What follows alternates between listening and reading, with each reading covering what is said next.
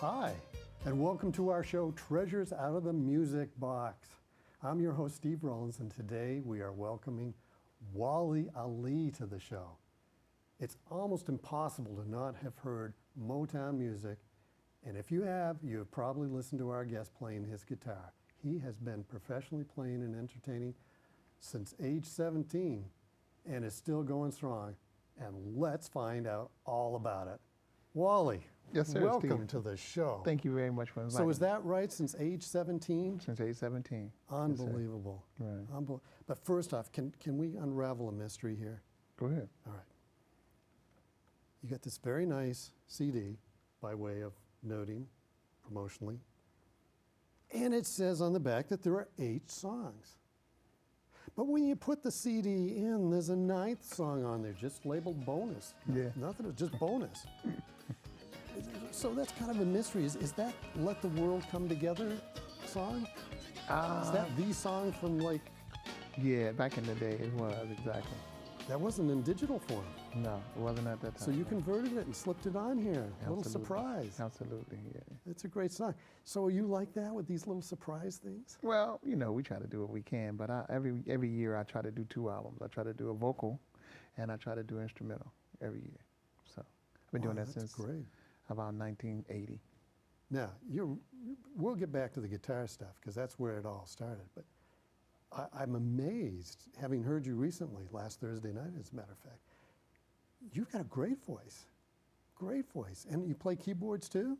Just enough to write, that's all. Not really a keyboard player. You're going to be modest, aren't you? No, I'll tell you the truth. I was playing with some real professional guys one time. Yeah. And when we finished, he walked up and said, "Don't you ever play the piano again." Oh, that's great.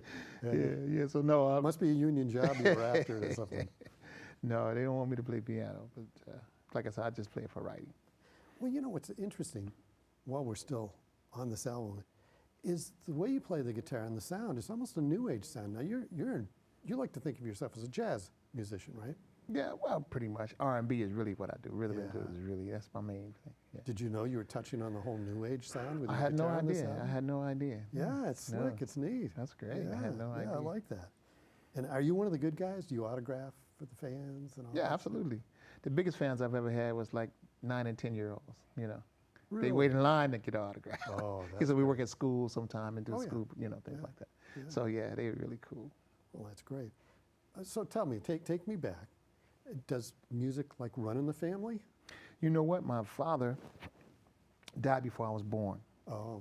He died February 12th, 1953, and I was born August 31st. And it wasn't until, I would say, late 90s, I really knew he played guitar, but he does. He plays guitar. He played guitar. Really? And but the local barber is the one that really taught me how to play. I remember we had one barber in the town. I was from South Omaha. They had South and North Omaha. And this barber was an older guy, and he would cut a little bit, and he would talk a little bit. So we're children, you know what I'm saying? We come in, it takes all day, right? So then this guy comes from over North Omaha. He's cutting hair in 30 minutes. Covadas, just line it up, gone, So he opens up a barber shop, and all the children, of course we went to him because by noon everybody was out, right? Yeah. And he had a big expensive guitar sitting on the floor, and when I finished getting my hair cut, ran straight to the guitar. And he never said, "That's an expensive instrument, don't bother that," right? Yeah. Said absolutely nothing. Played with it for a while and left out. So every Saturday, that would be my routine. Till he decided, well, one day he said, "Well, what would you like to do?" I said, "I'd really like to be a saxophone player." He said, "Well, I can't teach you how to play saxophone, but I can teach you how to play the guitar." So that's how I did it. Well, that's a great little story. Yeah. So you made sure you got a haircut every Absolutely. week on Absolutely. Saturday, huh? Well, we had to have haircuts, Yeah. That's cool. Well, you're from Nebraska. How does a kid from Nebraska end up becoming a great guitarist? What, for example, why did you go to Detroit? I mean, give me the connection between these Well, what two. happened was, actually, the story is kind of, I had talent when I was younger, and people recognized it in the city, So everybody would, in our community, I should say, everybody would tell me, "You need to really do something with your talent. I said, "I'm only 13. What am I supposed to do with it?" They would say, "You need to get out of Omaha. You need to get out of Omaha." So actually it became a drive, and I didn't really realize it became a drive until One day, my stepfather had $500 rolled up in a rubber band, and I shot pool. I like to shoot pool. Always at the pool hall. One of the guys from the packing house, we were, in the packing city. So one of the guys from the packing house came and said, "I have to sell my car." I said, "Well, if you can beat me, I'll buy the car." Right? Now, this is not my money, but I already knew he couldn't beat me because I practiced all day. Right? We rack them up. We playing 9-ball. I run the table, scratch on a 9-ball. Right? He doesn't say anything. Goes outside, starts taking stuff out of his trunk, takes his tools out, and when I get outside, he hands me the key. I said, "This is not my money." He said, "That's not my problem." Right? So that's how I got out of town.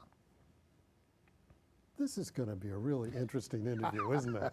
Thank you very much for that little. You're very welcome. You're very welcome. Well, tell me what it was like at Motown. How did you record?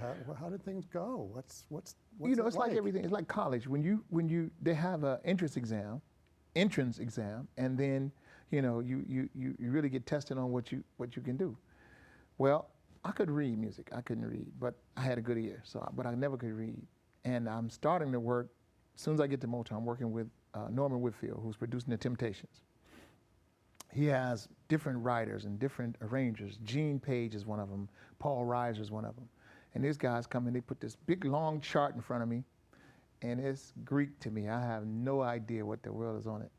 Now, I'm working with Eddie Bongo. These are all the Funk Brothers. Eddie Bongo, Earl Van Dyke, all these guys are there, and they're clowning because they do this all day, every day, right? Yeah, so I'm trying to see if I can hear something, so when it comes, at least I can fake it, right? Yeah. Nothing. Eddie Bongo, he don't even read music. He's got a girly book under his chart, right? Oh, so finally Norman comes in, and I said, "Oh, this is it," because I know I'm finished. It's done, right? So Norman takes the chart, throws it on the floor, and said, "I want you to play this right here." I said, "Whoa, I got it." So actually learned on the job. Wow. And so you were once talking to me about the structure of the week. Monday was this. Tuesday was that. What was that? Yeah, Barry had basically a factory. That's what it was called, the Hit Factory. And he cut the rhythm on Monday, horns and strings on Tuesday, background vocals on Wednesday, lead vocals on Thursday, Friday mix and master, out of the door. 24/7. So, did you work once a week? We worked 6 hours a day, every day. Oh, because that was just the recording schedule you're telling me. Every day. Every day. We did charge for ones? everybody, whoever was in Motown, we were the rhythm section for them. So we did all this stuff. Well, that's interesting. Now, at some point, you changed your name from Billy Cooper to Wally Ali. Now, why did you do that? I began to study the Islamic religion. Actually, I really had an opportunity to study under Elijah Muhammad. And I didn't know until later what the hookup was, because I remember coming out of Omaha, there was a guy in the 1920s, I think, and what happened was they drug him out of jail and they tarred and feathered him and burned him, right? Oh. And the people were standing there drinking beer and eating hot dogs in the picture. They got a picture of it, right? Oh. So I said, how in the world could somebody treat a human being like that, right? Yeah. So I always say God has a sense of humor. So he didn't teach me why they did it, he taught me how they did it, because following Elijah Muhammad, we thought the white man was the devil. Oh my goodness. Yes, and what happened was my aunt married a Caucasian, right? Uh-huh. So every Thanksgiving and Christmas, I got to sit across the table from the devil. But actually, he was a beautiful man, wonderful man, took care of my aunt very, very good. He was a great guy. So I'm confused. I got a dichotomy in my brain. I'm saying, now, they say he's the devil, but he's not acting like the devil. What is this deal, So coming to find out, it was God showing me that if you take the human out of something, then you can treat it like you want to. You understand? That's why they say insurgents, Islamic fundamentalists, because you're not thinking about a person, or that person has a family or whatever. I get it. You see what I mean? Yeah. Yes. So this is what happens. And that's what we did. We said the white man was the devil. So I didn't look at the white man as a man. He was the devil, right? Yeah. And all the treatment Then from all of a slavery. sudden married into the family and you had to deal with it. Listen, That's right? a Every great Thanksgiving, story. every Christmas. So does everyone change their name when? Actually, you could change your name. Some people do. Some people don't. You can change your name. It was really recommended that you keep your first name. And my first name, William, is a good name. Resolute means resolute. It's a good name. But Wali was a friend, and I thought that was my personality, so I took Wali, and Ali meant noble, so I took those. Well, I got to tell you, it's not the right context, but it's a great music name for showbiz. It really is. It just rolls it's right easy off to the say, tongue. right? Yeah. Yeah. It's easy to say. Now, celebrities, and you're a celebrity, let's face it. I mean, you're like a music legend in that world. It's just unbelievable. And so we have royalty with us today, folks. Music royalty, it's great. But celebrities are always talking about how hard it is to entertain and have a family. You're married, you're a father. How do you do it? It's not really hard. You know, the road is really hard, you know, because you have to do one-nighters and things like that. Now, I did those things when I was younger, but as I got older, I decided not to. But that's the only hard thing about it, because you're in every city, you're in a different city every night. And it's kind of really difficult, you know. I did that twice. I was working with Patrice Rushen, and we did one-nighters for 30 days. And then I was with Marvin Gaye. And one-nighters are very hard. One time they left me in the hotel because Marvin was like this. This will be good. He was the kind of guy that if you don't have his money, he's not going on, right? So we start the concert at 8 o'clock. We're down south. I think we're in Atlanta, one of those cities. And we had about 12 false starts because Marvin hadn't gotten his money. So we wound up doing the show at 3 o'clock in the morning. Oh. Right? We finished the show at, probably about 4:35. Go back to the hotel. They said, well, you can't sleep because we got to get on the bus at 7.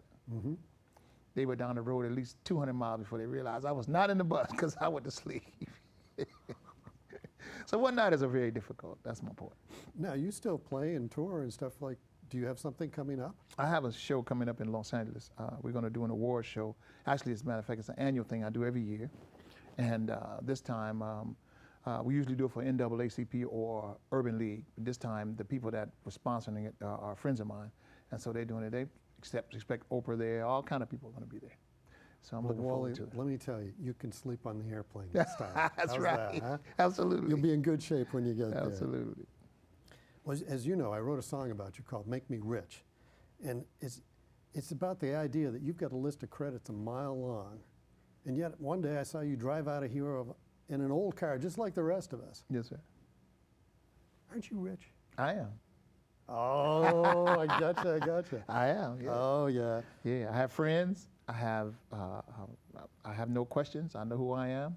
I know who God is. I know what my mission is in life. I'm rich. Well, I'm still going to segue into this because people like me, they don't understand how you make money in this business. And I'm not talking about being rich. We all know people don't get rich in this business really, but you get paid different ways. And so, like, tell me how you get paid when you do studio work. How you get generally paid you on a have tour, album projects. You know what I do production for different people, so that's how I get paid. You play guitar. You're not supposed to play keyboard. You sing. Yeah, and you do production. Yeah. So I can do the background. I can put the music together and do production for people. That's great. And that's a pretty good income too. So that's how I work. All right. Now, how's that differ from how you get paid for a tour? On tour, you're doing dates and you get paid by the date. So if Marvin gets his money up front, you get your money afterwards. Tell you another story about that. We were in. Good. I got the gig from a friend of mine who's a trumpet player, and he called me and said, "Well, listen." And where I got the gig was the guitar player was caught in the bed with Marvin's wife. Oh. So that's how I got the job, right? Oh. I get to the job. We're in Atlanta. We fly to Atlanta, and all the musicians are complaining because they hadn't been paid in 2 weeks. Oh. They're complaining. I'm saying, no, and I got 3 kids, right? I said, what in the world have I come to? This is supposed to be Marvin Gaye. This is supposed to be a big time thing. And come to find out, people only ask for what they want, right? So the manager comes, right? Yes. They talk about uniforms. They talk about equipment. They talk about dates. The man is getting ready to walk out the door. They haven't mentioned money yet. Yeah. So I say, hey, what about the money, right? Because it's all me, I got to because I got 3 kids. I got to make sure. He said, oh, glad you mentioned it. Now, keep in mind, we got 13 pieces in the band. Oh, wow. So, and everybody's getting at least $2,000 a person. Wow. So now, if he can walk out the door with that money and wait till next week. Really? And that's the way they played it. We had those booking agents and things like that. They were really, really shrewd. So you had to be very on it, Glad you mentioned that. Yeah, very true. Yeah. Well, I read something that included ringtones.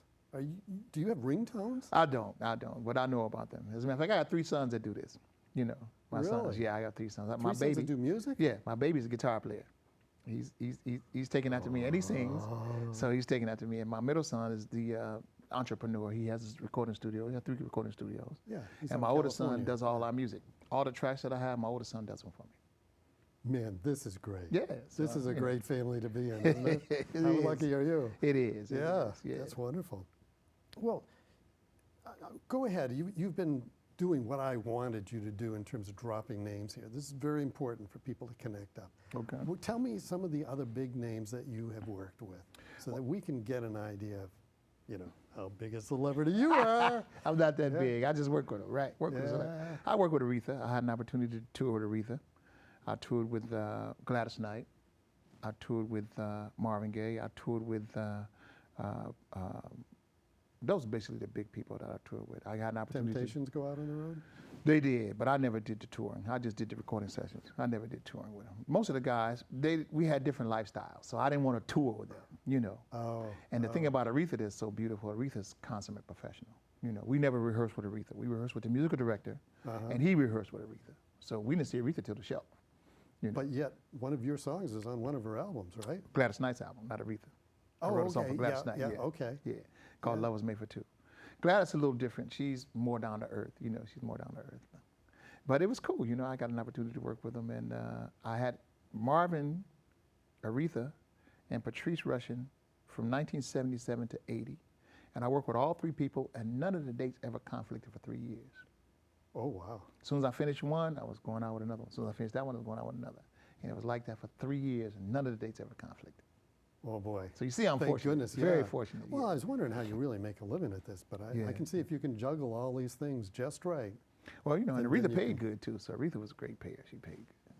Well, okay, with all this big-time name dropping here, and you being a jazz guy, I want to know how Donny Osmond fits into the picture. Come on, give us the scoop on Donny. Recording. That was basically what I did. Yeah. Just recording. So we recorded for everybody. And I think Motown was courting the Osmonds at one particular point.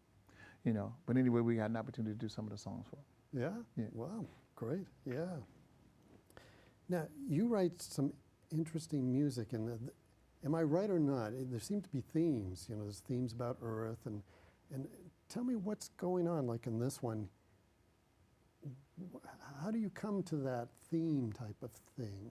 Well, basically, I like to write something that will really kind of spark the conscience, And then also, because there's so much problems in the world, I like to write things that will, address those things about the earth and things like that, global warming and things like that. So I try to make my contribution. Good for you. Yes. Huh? Yeah. Now, you go out and you tour. You do your own show. Exactly. So if I come to a Wally Ali show, what am I going to show? What am I going to see? What is your show like? Actually, we do a lot of covers, Marvin Gaye. We don't really do much Marvin, but we do Marvin Luther, things like that. I do a lot of cover things. So and I sort have of a like show. popular music? Yes, exactly. But rhythm and blues, in the 90s, 80s, stuff like that. Yeah. So it's crowd-pleasing type of thing. Yeah, absolutely, Yeah. absolutely. So you know how to be an entertainer as well as a professional performer. Exactly, Yeah. exactly. It's amazing when you have these terms, you don't really know what it is, so you have to study them, Like, for instance, I had somebody made me chairman of a committee. Now, I heard the word all my life, but when it came down to being it, I didn't know anything about being a chairman, so I had to study it. It's the same thing with entertainment. Entertainment, meaning that you have to contain a person, or you have to keep them there to hear you, you see. So that's what entertainment really means. Wow, that's an interesting way of looking at it. Yeah. No, you're so right. What can I say? Mm-hmm. I enjoyed your group the other night. That was very nice. Well, thank you very much. Very, very nice. Thank you very much. Yeah, we had a lot of fun. So underneath all this charm that you've got, I mean, you're polished. You've so, got a okay. charm. Under this charm, who are you? What do you think you are? How do you want to be remembered, Average guy. Just an average guy, The talent is a blessing for me, and, a lot of people say, oh, you're so great, It doesn't bother me because I know that everything is a learning process, and I'm learning all the time, A baby can pick up the guitar and I can learn from him. So it's not, it's not a thing that I can hold on to it like it's, oh yeah, I'm this and I'm that. Yeah. Yeah. Well, you are the real thing. I remember you invited me to come into Boston to hear you. When I first met you, I had no idea you were a musician, Yes, sir. And you were the regular guy, just like you talked about. And you said, well, come on in and see me. And so I did. And I was kind of like, oh, he's the real deal. I walked out of there smooth. Oh, this guy is smooth. So, it was great fun and for me, and, you are entertaining and you do a great show. So I've been fortunate. I got an opportunity to see real entertainment, real professionals. Aretha, like I said, consummate professional. We did not Madison Square Garden, we did Carnegie Hall, right? We got at least 25,000 people there. Aretha comes out, they're pulling her in a rickshaw. And at this particular time, the song Sukiyaki was out. So she put the props together for whatever the time was in the songs. And I got a chance to see that. But the real guy I got a chance to work with is a guy named Chuck Jackson. Okay. Chuck Jackson had a song called Any Day Now back in the day. And he did his own lighting charts and things like that. So I got a chance to see how people do that, saying he had a song, Feel So Blue, and when they say blue, bloom, the blue light hit him, it was really great, so I got that. All those little touches. Oh, it's amazing, man. You'd be surprised how it affects the audience, you see stuff like that. Yeah, a little reinforcement of an idea or Exactly. a concept. I got to laugh, I'm thinking about, you made this comment earlier. I don't know if you even know how you said it. You said, I had talent when I was young. And I was thinking, you still got talent. What are you talking about? I got talent when I was young. Yeah, well. I can't get away from that picture of you sitting in that barber's chair. Yeah, absolutely. So is that what you did with your kids? You just sent them to the barbers every No. They watched me. They got a chance to come around and they met most of the people at Motown and things like that. My older children, my youngest son, he hasn't really got an opportunity, but they got a chance to meet him. And it inspired him to take over the business. Is there a record that you can name from the Motown days that went right up on the charts and that you were working on at the time? Mostly all the stuff that came out in the 80s and 90s, I was working on. Cause like I said, we did all the tracks for everybody. Stevie, Marvin, Thelma Houston, everybody, whoever. We did all the tracks from. So, but I only had really 5 clients. The difference was all my clients' music came out on the radio. So that's what it was. But I only had 5 clients. Huh. Yeah, that was all it was. It's just so interesting that, people are curious how it works, what happens behind. Yes. And you're somebody that can tell us all these stories. Yeah.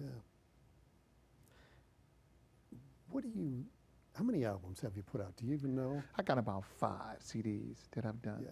Because I want people to know that you are producing your own material now. Yes. And you're it. You're Wally Ali, so you do your own stuff. Yes. And I want to mention, for benefit of people, that we are using this song. It's song number 5 on the CD, but it's called "The Spirit." We're using that music as part of the show. When you hear the music being played, that's Wally.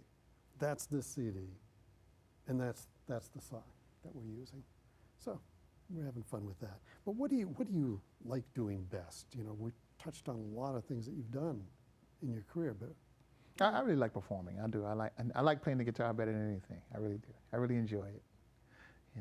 So give us another story of a Boston area story. Give us a Boston area story. Well, when I first came here, I came to a place called Slade's, which is on Fremont Street, and they have a open mic night on Tuesdays. And when I got there, I got a chance to see such great musicians. They have great musicians here, and everybody comes down there because they have open mic. But from Slade's, I've been able to get tremendous amount of work. So it's so much so till I play in Slade's free. They can't even pay me, because I've been able to be so successful. So I don't take any money from them. I was there last night, as a matter of fact, for the open mic night, and I played the whole night. So really, aren't they lucky, huh? Yeah, well, I am too, because like I said, that's where I got all the work that I came. Worked out for you. Well, we're winding down now, and I want to make sure that if there's anything else you wanted to say or questions you had in mind or whatever, that you had a chance to say it. No, I'm good. I'm good. I'm good. I think that I like Boston. I really do. I think Boston is a wonderful town. I know, coming from different cities, especially from Los Angeles, it's 100% different. What blew my mind most was that when you get ready to turn left, people will blink their lights and let you, even the police will blink their lights and let you turn left. In LA, you cannot try that. You will get killed, right? So I think, I think Boston is a very intelligent place. I really like it. So when in LA, getting the collision business, huh? You try to pull up, people rush. You try to pull up the freeway, they rush up, Here, they blink their lights. Come on, I'll let you come on. Car repairs. Different thing. We didn't touch on that. What got you to LA? What's the connecting piece, and when was this? We went to LA from Detroit because Barry Gordy moved his company Yes, he did. Yeah. from Detroit to LA. So 1972. That was the beginning of the Diana Ross and the movies era type of thing. Yeah. Exactly. Yeah. Barry, master marketer. That's what Barry's trait was. Yeah. Master marketer. He tells a story in his book, and it's a beautiful story. A couple of stories, but one he says, Diana Ross had broken away from the Supremes, and they had a show in Vegas. 2 hours before the show, there's no reservations. So Barry jumps in a taxi cab and takes $20 bills and tears them in half and gives them to the people and says, you can get the other half of this when you come to the show. People show up, he said the only problem he had, he couldn't put the 20s back together, so he had to give them really the 20s, right? Oh no. Yeah, so it was beautiful, but that's what his thing was, master. We had this, when I worked with, on tour with the Jacksons, I got an opportunity to work with them too, I didn't mention. They were Jackson 5 then. Yeah. We were the weakest group in the company, we were Undisputed Truth. So we were the weakest group, and the Jacksons were the strongest, so Barry would put the weakest group to open up for the strongest group. That's how we got exposure. Sure. Because the Jacksons were 25, 30,000 seaters, I mean, it really, if Michael peeked his head behind the counter, behind the curtain, all the people were gone, we play in the chairs, right? But, that was part of his brilliance, and very brilliant man, very, very brilliant. Well, how long were you in LA? Matter of fact, I stayed in LA until 2014 when I moved here. Raised all my children I'm glad you did. Yeah, I mean, yeah. I'm glad you moved here. Okay, yeah, You gotta 2014. get that right. I'm sorry, 2011 I moved. No, I didn't move. 2011 I moved here, then I moved out 2014. That's what happened. So yeah, I was here 2011. So do you have a new album coming out? I do. I have two. I have an instrumental album that's going to be distributed by Universal. Thanks to my son, he just made a recording deal with Universal, so they're going to distribute my new CD, which is an instrumental CD. It's called I Just Play. Right? Yes. So yeah, and then I'm working on the vocal album now. As a matter of fact, when I get to LA, I'm going to try to finish up all the vocals, and she will be on that particular situation. Who will be on? She, the song that you heard the other night. It's called She, Oh. and it will be on this new album. Right. Maybe we can use some of that music as the outro to this show. Is that possible? Well, No? No? Okay. Let's let it be a surprise. Okay. Yeah, well, with something to look forward to here. And I've got to say, we're thrilled to have Wally here, and I hope you enjoyed the show, and we're winding up now, and I just want to thank you for coming. Thank you, Steve. Thank you for you so inviting me. much. I appreciate it. Seemed Thank you just very like much. a real gentleman. I Thank you, sir. appreciate having Thank you you. here. I appreciate it. Thank you from Framingham Access TV. I'm Steve Rollins. Good night.